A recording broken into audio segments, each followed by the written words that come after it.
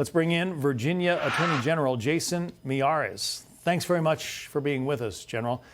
This gang leader was arrested in your Commonwealth. Did your office or anybody have any idea that he was operating there? Well, I mean, I think what has been transformative really since the beginning of this administration is the level of intelligence and cooperation we have received from this Justice Department. From day one, they have said, we want to be partners with you. One of our big challenges in law enforcement is when law enforcement silos information. This was an intergovernment agency task force, state and local and federal. And they brought an enormous amount of intelligence to bear. This individual has been on law enforcement's radar, but to the extent of where he was in the chain was really remarkable. The fact that he was a top 3 leader of MS-13 nationally in America, living in Woodbridge, Virginia, right outside our nation's capital. And the fact is we were able to, from the time that we launched this intergovernment task force to track down an MS-13 and TDA to nail this individual in such a short time period, and other MS-13 and TDA members as well. It really shows that when you are locked arms and working together, how quickly you can get some and break some of these transnational gangs, and that's what we're in the process of doing. Our federal partners have been exemplary in what they have shared with us, cooperation that we previously had not seen that we're getting now. Yeah, the record of arrests is significant, and we have a graphic that shows that. Homeland Security, working with Virginia law enforcement, has made 342 total arrests so far, 19 members of the Tren de Aragua gang, and 28 MS-13 gang members arrested in your Commonwealth. Now, what about the role of sanctuary cities? Because you have some in Virginia, and President Trump and other federal authorities are not happy about that. Well, it has been a challenge because you've had in some of these areas, particularly in Northern Virginia, local law enforcement, local sheriffs, local Commonwealth's attorneys who view themselves as social workers instead of prosecutors and law enforcement. I saw this with my own eyes. Last fall, I did a ride-along with ICE with what they showed me.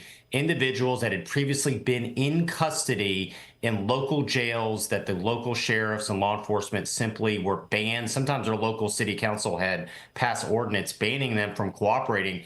Individuals on drug charges, weapon charges, all it was take was a notify ICE they're there. An individual, for example, an MS-13 gang member who was indicted on a rape charge, a liberal judge gave him bond. Rather than notifying ICE, he was allowed to walk. It took several weeks to track him down.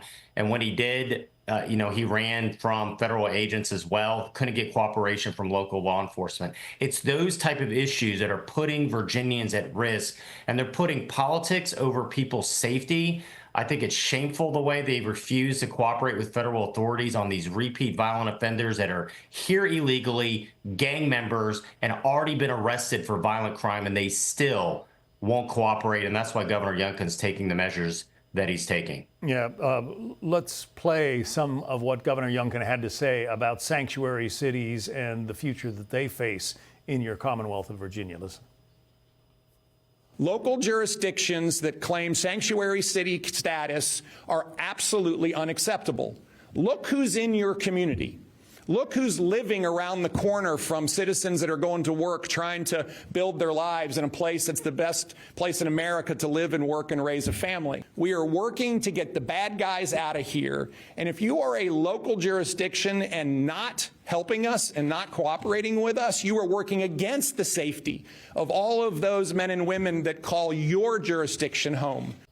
Some sanctuary cities refuse to work with federal authorities. You have taken exactly the opposite approach in Virginia.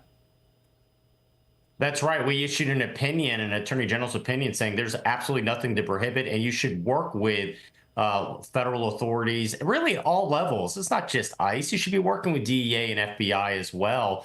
So many of these transnational gangs, they commit not just drug dealing and narcotics trafficking, human trafficking, extortion. They end up exploiting so many of the very individuals that some of these left-wing politicians claim they represent and they want to defend. It really, really is tragic. And so the governor is sending a message through his budget saying, if you want to get proper resources from Virginia, you need to locally adopt these policies that you're actually working with these federal authorities. somewhat similar to what you saw with the president's administration with Colombia. It's amazing once you are willing and able to possibly withhold money, how they can shift their tunes. In that case, it was anti-Semitism. I think similar here is what the governor right now is using the budget, saying you have got to be able to cooperate with federal authorities because this is about protecting our fellow citizens, protecting Virginians. And right now, too many local politicians in certain areas of Virginians are putting politics over people's safety and not doing the right thing. Virginia Attorney General Jason Miyares, thank you. Thank you. Hey, it's Will Kane. Click here to subscribe to the Fox News channel on YouTube. It's the best way to get our latest interviews and highlights. And click to subscribe to the Will Kane podcast for full episodes right now.